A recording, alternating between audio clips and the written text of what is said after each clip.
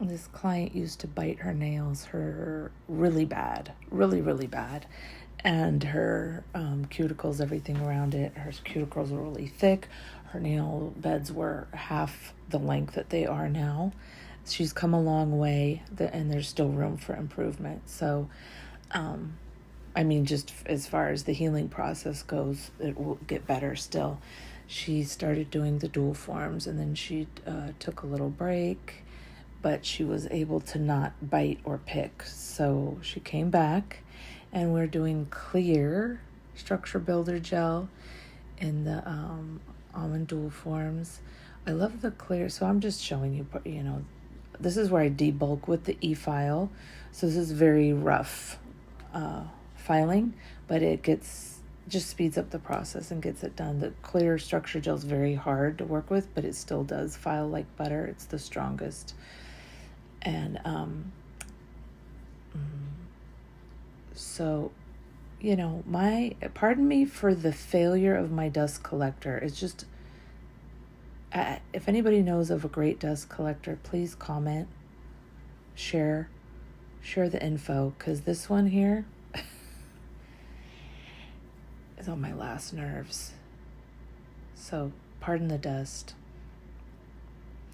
Anywho, and here's the underneath. What I love about the clear is when you drill out underneath, it gives a very natural looking free edge. And I have done clear on myself before and done just the sheerest top coat and left it, and it looked like my own nails. But then if you want a very crystal clear, you just top coat the underside of the nails, and it'll bring that the clear back. But I just wanted to show you. This is sped up 1.5, so I don't know. Do you guys want to see real time, or I feel like I don't want to bore you all to death?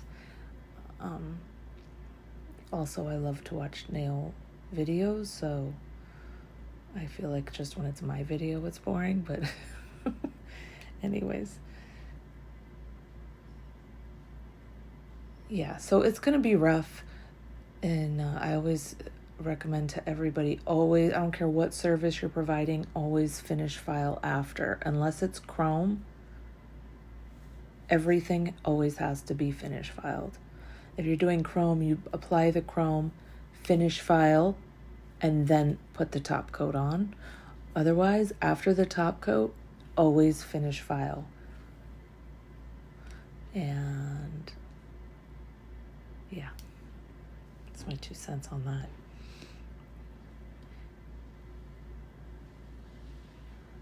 So I always go in and I debulk first with the bigger barrel bit, and then I'll come in with a very a thinner, more refined bit. I don't know the name of it, but it's got a smaller tip. So you can use, I guess, a cone, but a cone bit has a smaller tip. Anything with a small tip where you can get like right up underneath the nail and get the hyponychium, like right at the hyponychium, and get everything out. And I do all this on the highest speed. My drill is what is my drill? It's old, but it's a U something. I don't know, but I've had it for 30 years. And it does not have, I always hear nail techs talk about the RPMs, what RPM or whatever the speed number is. I don't have any on mine. I don't know. I'm at the highest max speed possible.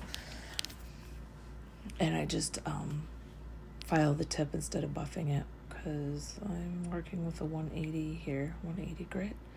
So I just skip the buffer. And that's just so that so even though I've already shaped it, I'm going to need to refine the filing at the end. I do it a few times, obviously. This I thought was such a strange angle when I first saw it, but oh my goodness, it is good. It looks so odd. If you've never tried this angle, try it. And you can get in there real good and just get all the sides. Because you know that one hand, if you're right-handed, doing their left hand is always a struggle. It's always a fight. So if you just tweak them for a minute and get that side done, oh, so good. Makes life easy. I highly recommend. Try it. And you can get in there and pull their skin back and get away. Also, when you file down on the sidewalls, even if there's some spill from the dual form, it thins it out till it just kind of flakes away. So always file down. It's amazing how much will come off, so that when you come up the side filing, it's like little to nothing to do.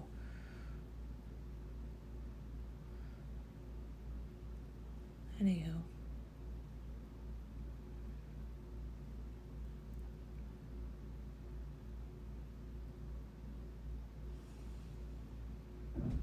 It sped up my time quite a lot when I did one side. Just every position, go all the way across the hand. So do the left side to the nail like you saw me when I had her tweaked over. Like, what do you call that? When I had her all bent over and I was holding her hand weird. Do that whole side, then come back, do the other side, and then do the under. And it saves time moving positions back and forth on every single nail. So here, see, I'm just doing this side on every nail. Try it and see if it doesn't speed up your time. And then the under.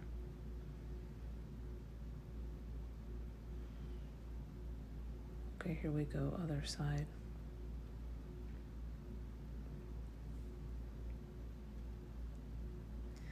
It helps too when, some clients just give you a hand. They give you your hand, they're very, it's almost like giving you a sideways hand. And, it's just good for you. You have to take care of yourself too, because we're hunched over nails all day. It's hard to remember about your posture. So it speeds up your time, and it's easier on your body too. So I hold when they're giving me a sideways hand, see, I hold their whole hand and their wrist, and I'll lift them, and you have to really put people in position.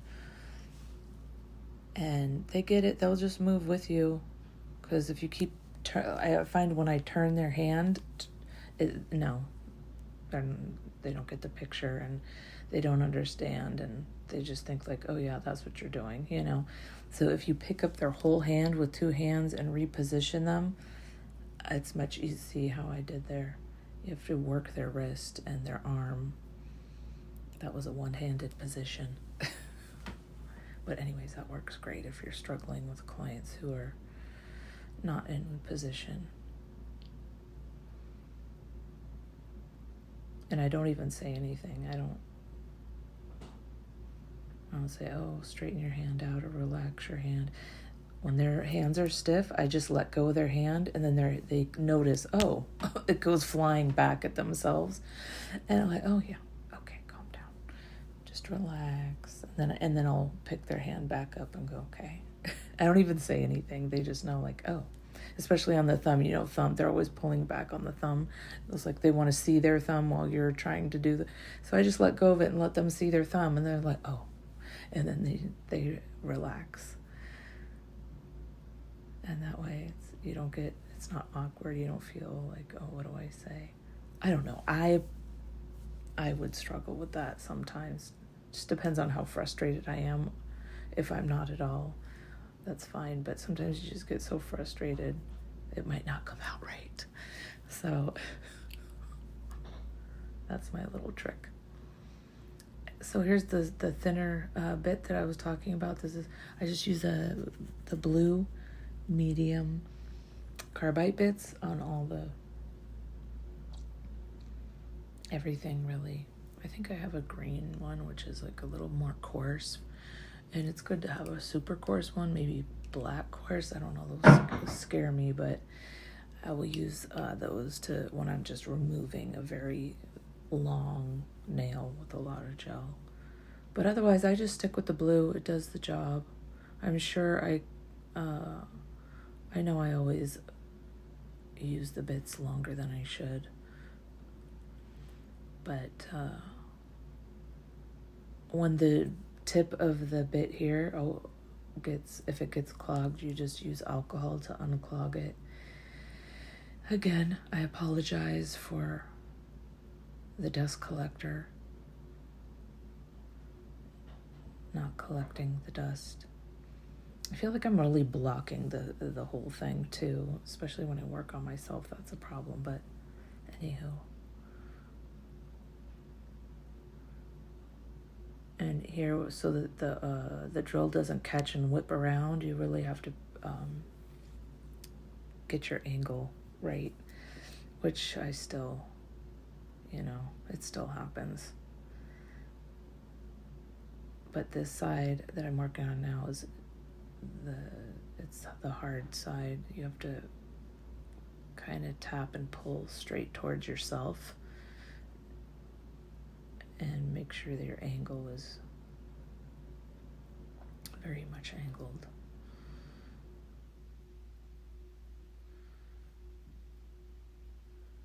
What I have to say about the dual forms, what I love about the hard structure around the dual forms, to me, they are the best of every nail service you could think of. It's the best of every single one of them, and none of the worst of them. Like Gel-X, yeah, it's real pretty, it's fun to put on, but you have to ask yourself, what's the upkeep, what's the maintenance, So we have to remove the whole thing every month. So that's soaking in acetone. It's refiling the same nail surface that has already been filed minus the grow out.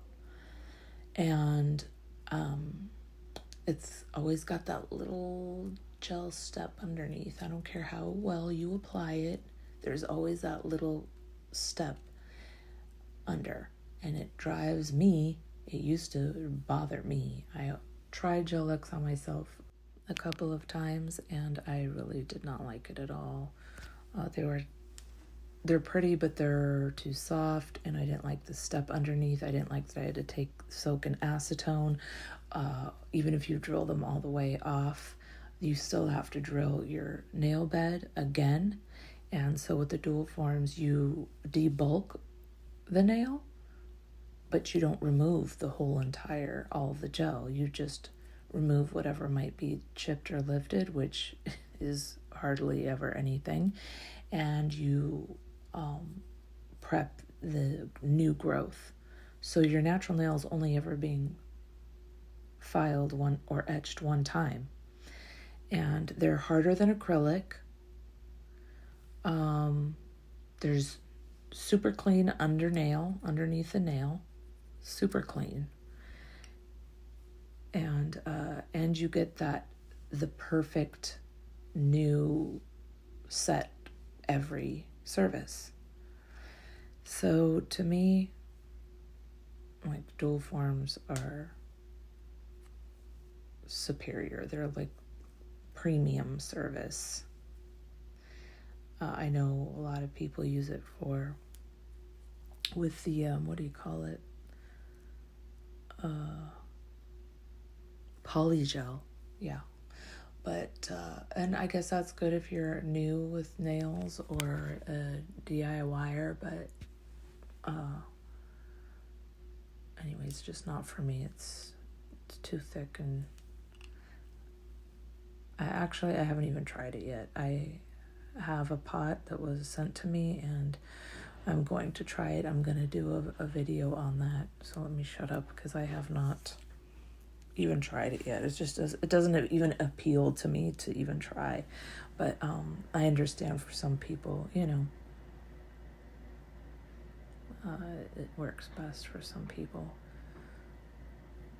So when you apply the dual form, you always apply a thin coat of, not the base coat. You do the base coat, cure 60 seconds, then you do the gel coat and you cure another 60 seconds, a thin layer. So that helps just kind of strengthen it a little bit, and it gives you a like a security, so that when you're doing this sealing the cuticle here at the end, if you do go through the dual form layer of gel, you're not hitting the natural nail, you're hitting that gel that's underneath. And you just get such a good sleek slight, like it's the grow out is, again, yeah, that's another perk. The grow out, the nail looks thinner, it doesn't look bulky, the grow out is seamless. Again, there's another perk. No other nail service can compare to the grow out with the hard structure gel with the dual form, in my opinion.